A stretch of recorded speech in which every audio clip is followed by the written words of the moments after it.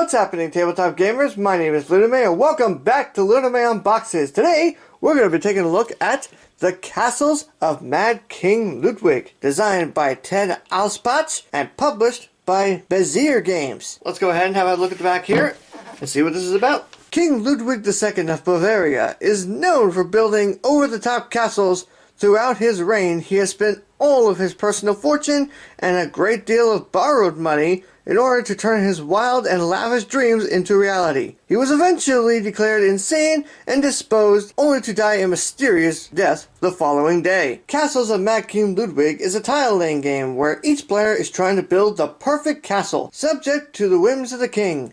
Each player acts as a building contractor, adding rooms to the castle where they are building while selling their services to other players. Points are earned based on how well the castle adheres to the ever-changing demands of the king.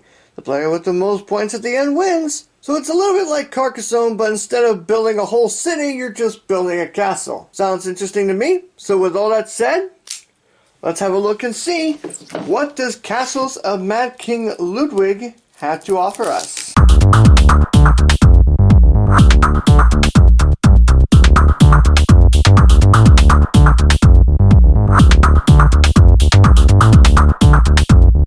The game comes with a fairly large scoreboard with a max score going up to 150, which is where you will also be using these counters to keep track of the score. In addition to that, there is also a series of little boards here. Each of these actually connects to the scoreboard, and these actually connect to kind of form a tower, and these are basically used to store the different buildings and all the cards. There is also one final board that is double-sided, and this is used depending on how many players you are playing the game with. This basically, it would go here, and this is used to keep track of the market down here, as well as the favors that are listed. Speaking of favors, there are a whole bunch of different favors that come with the game, and each of these basically have a certain condition listed on the front of them that you would need to complete in order to earn that favor.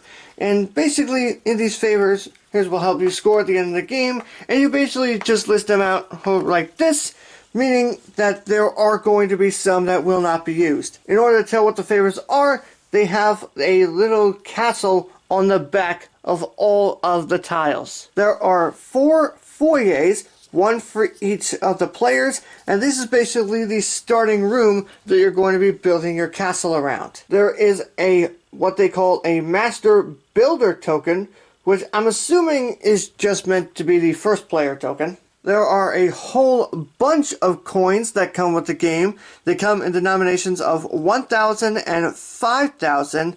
And if you are colorblind, you might have a difficult time seeing the 5,000, but thankfully, the 5,000s are bigger than the 1,000s, so you shouldn't have any difficulty telling them apart. There are a whole bunch of different types of rooms that come with the game. On each of these rooms, there is a couple things that they all have, and then there are some things that most of them have.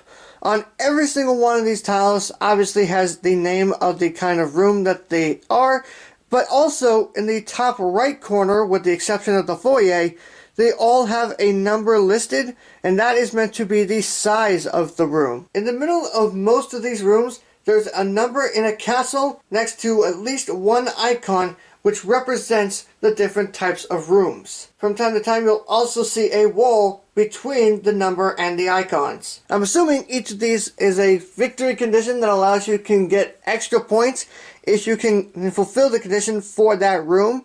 Most of these also have just a simple castle with a number here, and I'm assuming those are just straight up points that you'll get if you can build them. There is a deck of cards here, and these represent the various rooms that are in the game. These are, I'm assuming, going to be used to determine what kinds of rooms are going to come out to be placed on this market here. They would go right over here for anyone who is wondering where they are. And then there are these little bonus cards, and these are basically extra victory conditions, where if you manage to complete them, you can get a set of bonus points for whatever the condition is. For example, this one says, for each of your 300 space buildings, you get 2 points. Or for each of your 350 space, you get 3 points. Or for each of your stairs, you get 2 points, etc., etc. And also, I must say, these are very easy to see.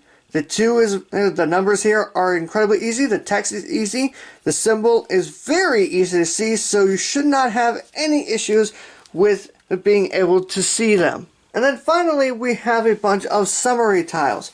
On one side, they have the room completion rewards, which I'm assuming is when you cover all the entrances to a room. You get to take the reward that is listed on here. And then on the back of these are basically a summary of all the actions that will happen on a turn and all the ways that will score in the game. So that is everything you will get if you obtain Castles of Mad King Ludwig. I hope you all enjoyed this video. If you did, give it a big thumbs up. If you want to learn how to play Castles of Mad King Ludwig, or if you want to know my thoughts on it, make sure you subscribe to the channel for more tutorials, reviews, and unboxings. Thank you all as always so much for watching, and I will see you in the next video.